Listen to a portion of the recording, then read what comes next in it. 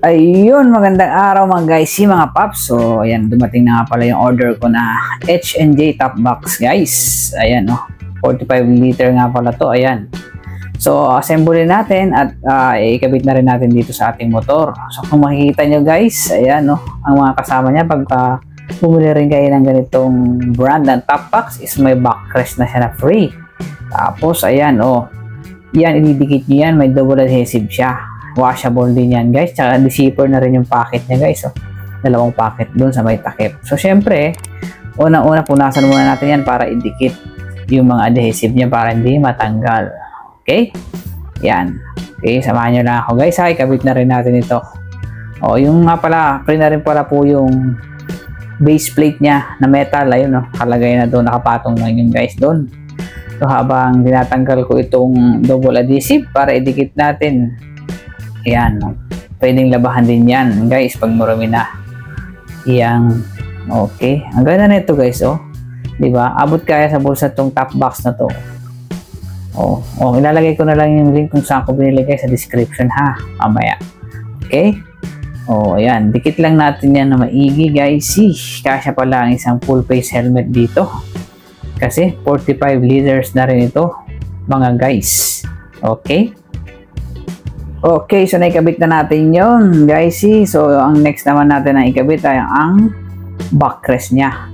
Ayan, may pre siya kasing backrest ito. Ayan, para naman maging komportable ang inyong mga sakay, ang inyong mga jowa, ang inyong mga misis. At saka may dalawa din siyang sticker guys na reflector yan. Ilalagay natin dyan sa magkabilang gilid. Mamaya lang ha. Ito munang backrest. Ayan. So, adhesive din yan, madikit yan guys. So, syempre, punasan muna natin ang paglalagyan natin. Ayan. Okay, magiging komportable ang ito. Pwede silang sumandal dyan guys. Okay, itong H&J, Pre na yung backrest niya. Ayan, dito natin ilalagay guys. Tapos itong isa naman, dun sa taas. Ayan, dyan yan para malambot din pag sumandal talaga ang inyong mga sakay mga guys. Ayan, so kailangan lang medyo igitna niya siya para maganda naman tignan, di ba? Ganyan, okay? Ilagay na natin guys, tanggalin natin yung pinaka-sticker niya ha. So ayan guys, tanggalin na natin tong sticker para maidikit na natin ang backrest mga guys. Okay? Ayan, kaya pagka kailangan nyo rin guys, lalo sa mga rider dyan, sa araw-araw mo biyahe, H&J top box guys. Ayan, pre na rin yung backrest, base plate metal na rin. Ayan, okay, kasya ang full face helmet. Yun, so gitna nyo ganyan, tapos yan, diinan nyo lang para dumikit talaga siya guys. Ayan, okay, tapos yung naman malaki dito sa baba guys, ayan, ganun din. Ayan, matikit ito guys. So kahit mabasa yan, hindi basta-basta matatanggal. Okay, ayan, ganyan lang, dikit lang mga ganyan, diba? Yan na. Okay, so may sandalan na guys. Ang inyong mga back ride. So ito naman yung dalawang sticker na reflector dyan natin nilalagay yan. Dikit lang din yan guys. H&J din nakalagay, di ba? Di ba? Ang forma ng top box na to. Double lock na rin siya guys. Dito naman guys, halimbawa ganito yung bracket nyo, yung stay grab. Tapos ito yung pre niyang base plate. So ganito lang yung paglalagay. Ayan, i-guide ko kayo guys para kung ganito rin yung bracket nyo at ganito rin yung base plate nyo, ganito yung paglagay nyo. Ayan, tatapat nyo lang siya. Ayan, yung mababa nyo para gitna. Yun, dyan, ganyan.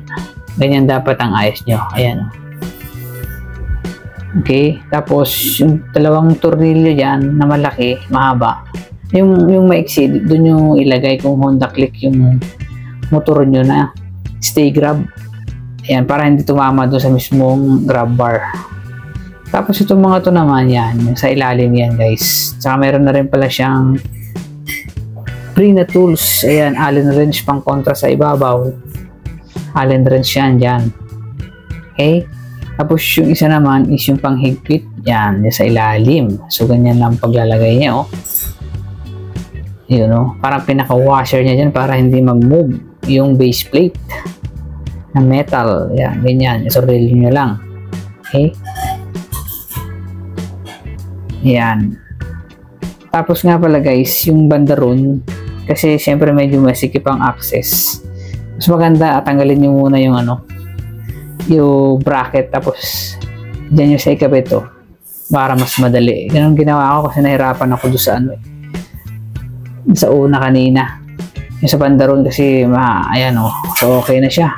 Higpit na rin yan. Ayun, doon yung access na yun, medyo mahirap, kaya tinanggal ko muna yung buong bracket, grab bar, ayan, oh. So okay na, mahigpit na yan, okay? Walang kalog yan guys. So ilalagay na lang natin yung top box. Ayan, ang paglagay naman ng top box, napakasimple lang. Ayan, yung apat na yan, meron yan sa ilalim, yun, oh. Dapat isasakto nyo siya dito. Ayan, yung apat na bilog na yun, dyan. Okay? Tapos, ang gagawin nyo lang dyan, pag naipatong nyo na ganyan, yan, tulak lang yan. Tulak nyo para pumasok siya doon. Yan, oh. Siyempre, sentro nyo muna. Yung apat na yun. Yun.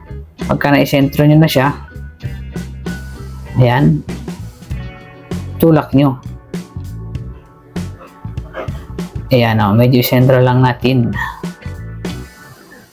So, yan. Nasentro na siya. Ayan, oh, medyo sinisilip pa ni LNP. Ayun, pagka na-center nyo na, sabay tulak pa front, and then ito ilalak nyo. Yan ang silbi ng double lock. Ayan lang yan guys, oh. Ayan, di ba, nakabukas yan. I-hook nyo lang siya doon. Ayan, sabay lock na ganoon. Tapos susian nyo, ilock nyo. Ayan, para safe na safe. Hindi siya mag-move, tsaka hindi basta-basta makukuha ang iyong box. So okay na. Ayan na guys. Naikabit na natin ang H&J top box. 45 liters nga pala yan. Lagay ko na lang yung link kung saan ko nabili sa description. Okay? Yan. Sa hindi pa pala po nakapag-subscribe kay LNP Vlogs, yun, please subscribe LNP Vlogs. Ayan, oh, guwapong guwapo. Top box, thank you for watching.